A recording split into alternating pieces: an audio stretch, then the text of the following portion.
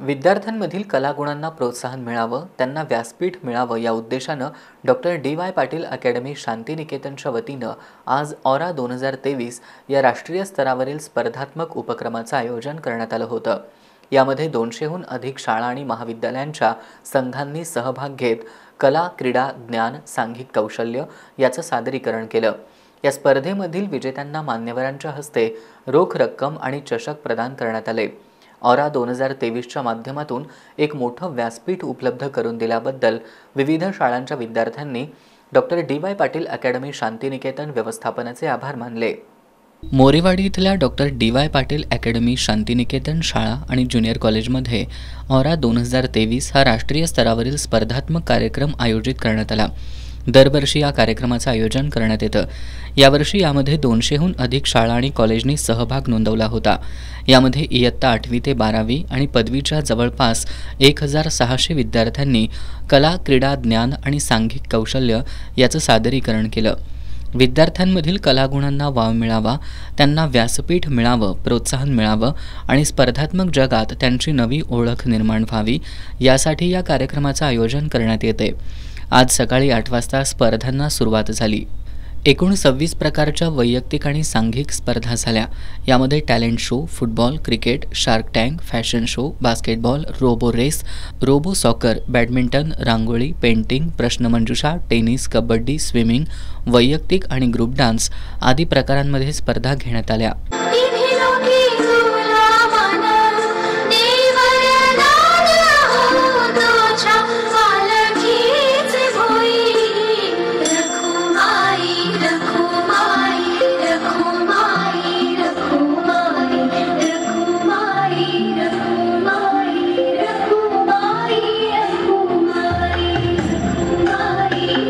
विशेष म्हणजे शांतिनिकेतन शाळेच्या वतीनं याच्या आयोजनाची जबाबदारी 11वीच्या विद्यार्थ्यांना देण्यात आली होती।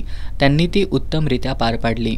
मी ऑलमोस्ट सगळे इव्हेंट्स कव्हर केले आहेत। आता आमचं प्राइस डिस्ट्रीब्युशन पण झालं आहे आणि आज आम्ही 2000+ विजिटर्स क्रॉस केले आहेत।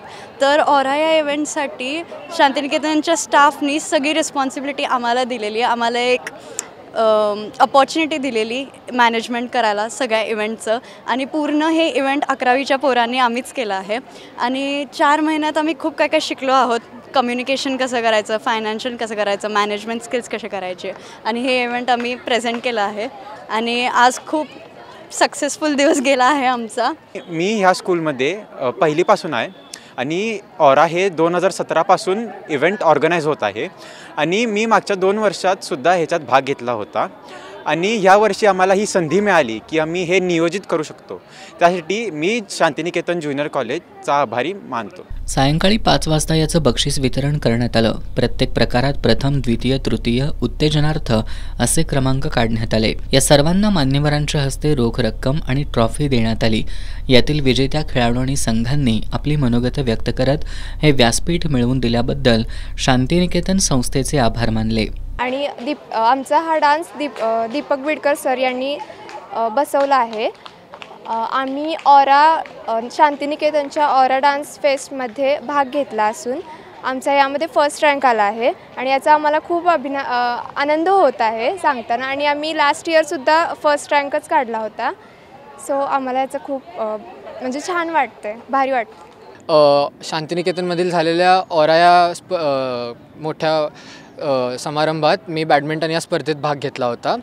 मी रनरअप आलो आणि हा अनुभव प्रत्येकी खेळाडूसाठी किंवा जे कोणी कला विषयात काही उच्च करायचे विचार करते त्यांच्यासाठी हा खूप मोठा एक स्टेज आहे आणि जरूर लोकांनी अजून हा ऑराचा जो समारंभ आहे तो अजून समजून घ्यावा आणि त्यात भाग घ्यावे, कारण इकडून खूप साऱ्या अपॉर्च्युनिटीज मिळतात लोकांना।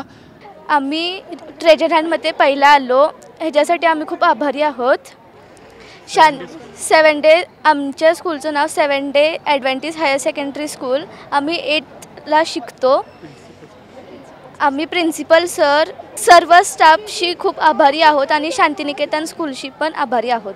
25 टीम्समध्ये आम्ही पहिला आलो।